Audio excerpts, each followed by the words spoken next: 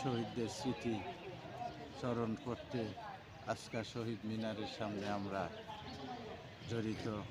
আমরা FS club of Habiganj district 4 143 নম্বর হবিগঞ্জ ক্লাবের সদস্যবৃন্দ সবাই এই শহীদ দিবসকে সম্মানের সাথে ইজ্জতের সাথে স্মরণ করতে আমরা এখানে উপস্থিত এবং সবাই যারা উপস্থিত আছেন সবাইকে আজকের উপস্থিতির জন্য ধন্যবাদ জানাচ্ছি। মহান 21শে ফেব্রুয়ারি উপলক্ষে আজকে আমরা এফএস ক্লাব থেকে উপস্থিত হয়েছি শহীদদের স্মরণে ফুল দেওয়ার জন্য। আমি কবির ভাষায় বলতে চাই, 21শে ফেব্রুয়ারি আমরা কি বলিতে পারি না, আমরা বলবো না। কারণ একটা ভাষার জন্য এত মানুষ শহীদ হয়েছে, সেই দৃষ্টান্ত পৃথিবীর কোথাও দেখাতে পারবো না, কিন্তু আমরা বাঙালি দেখাতে পারবো। আমরা বুকের তাজা রক্ত দিয়ে আমরা এই ভাষাটাকে আমরা রক্ষা করেছি। আজকে আমরা স্বাধীনভাবে বাংলা ভাষায় কথা বলতেছি, আমাদের মনের ভাব প্রকাশ করতেছি। যার দরুন আমাদের এই বাংলা ভাষা শুধু বাংলাদেশ নয়, আন্তর্জাতিক মাতৃভাষা দিবস হিসাবে স্বীকৃত। তাই আমরা মনে করি যে সবাই মিলে আমাদের ভাষার অস্তিত্ব রক্ষা করতে হবে, ভাষা নিয়ে চর্চা করতে হবে। আমরা যাতে আমাদের এই ভাষাটাকে ধারণ করতে পারি এবং আমরা যাতে আমাদের পরবর্তী জেনারেশন যারা আছে সেই জেনারেশনকে আমাদের এই যে ভাষার যে ইতিহাস, সেই ইতিহাস যেন তারা ধরে রাখতে পারে, সেই আশা সেই প্রত্যাশা ব্যক্ত করে আমি আমার সংক্ষিপ্ত বক্তব্য শেষ করছি। আসসালামু আলাইকুম।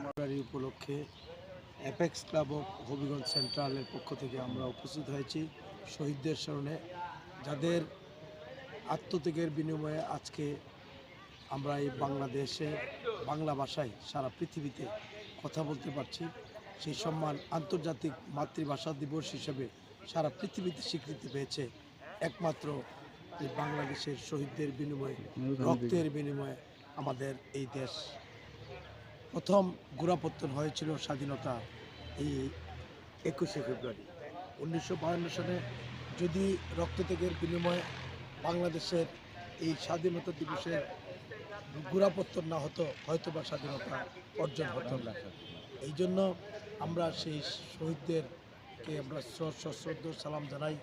আল্লাহর জন্য তাদেরকে বেহেশত নসিব করে আমরা তাদের জন্য দোয়া করি আজকে, যে প্রত্যেকটি লোকের প্রত্যেকটি রক্ত তাদের বংশগুলো যারা আছে তাদেরকেও যেন আল্লাহ হেফাজত করে, তাদেরকে যেন জান্নাতি করে, যারা বেঁচে আছে তাদেরকে যেন আল্লাহ সুন্দরভাবে জীবনযাপন করার তৌফিক দান করে এবং তাদের মাধ্যমে আমরা যারা এই বাংলাদেশকে তাদের এই চেতনাকে ধারণ করতে পারি, সত্যিকার থেকে যেন বাংলাকে ভালোবাসতে পারি, বাংলাদেশের মানুষকে ভালোবাসতে পারি, বাংলাদেশের অর্থনৈতিক মুক্তি যেন হয়, বাংলাদেশের মানুষ যেন স্বাধীনভাবে সারা পৃথিবীতে মাথা উঁচু করতে পারে। এই জন্যই আজকের এই চেতনা। আজকে আমরা তাদেরকে স্মরণ করতে আসছি। শুধু আমরা এই দিবসকে দিবস হিসেবে নয়, আমরা এই দিবসটিকে যেন চেতনা হিসেবে আমরা আমাদের নিজের জীবনকে নিজে ধারণ করে আমরা যেন প্রতিষ্ঠিত হতে পারি।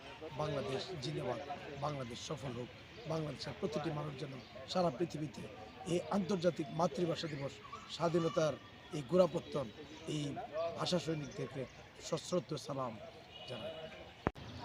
আজ পবিত্র রমজান মাসে আমি বায়ান্নের ভাষা আন্দোলনের শহীদদের প্রতি গভীর শ্রদ্ধা নিবেদন করছি এবং এখানে উপস্থিত সভাপতি, সম্পাদক, এফএস ক্লাব অফ হবিগঞ্জ জেলা শাখার সম্মানিত সব সদস্যবৃন্দকে আমি আমার আন্তরিক অভিনন্দন ও শুভেচ্ছা জানাচ্ছি।